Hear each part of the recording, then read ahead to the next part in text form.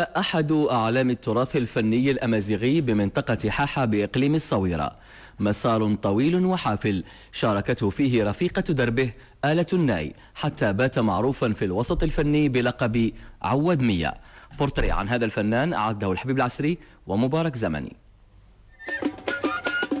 وسط منظر طبيعي متميز يؤتته بالأساس شجر الأرجان والعرعر، انبعث صوت فني مؤسس لمدرسة أحواش ححان.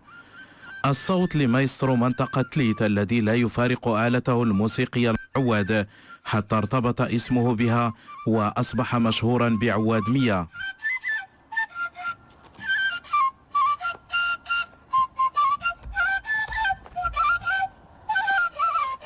العواد غير غشان تقدر غشان تهضر نتفرج رئيسيات غشان كله زيد زيد زيد زيد اللي غاد يسفهم شويه.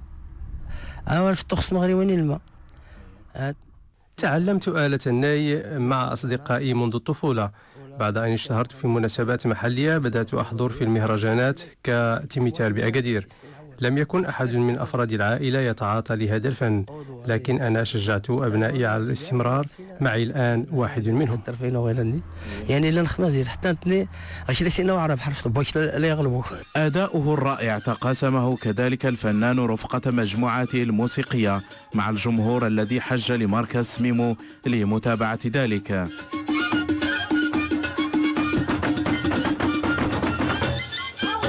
الفنان الأمازيغي الفنان مية اللي عطى الكثير الفن والتراث الأمازيغي في المنطقة، وإلا بغينا نشبهوا الفنان مية غنقارنوه بالفنان محو سعيد الأزياني المايسترو. الاحتفاء يراد منه كذلك التحسيس بأهمية هذا اللون الفني المتجذر في منطقة إحاحان، واكتسب شهرة عالمية تؤهله ليحظى بالدعم والمساندة اللازمة للحفاظ عليه وضمان استمراريته.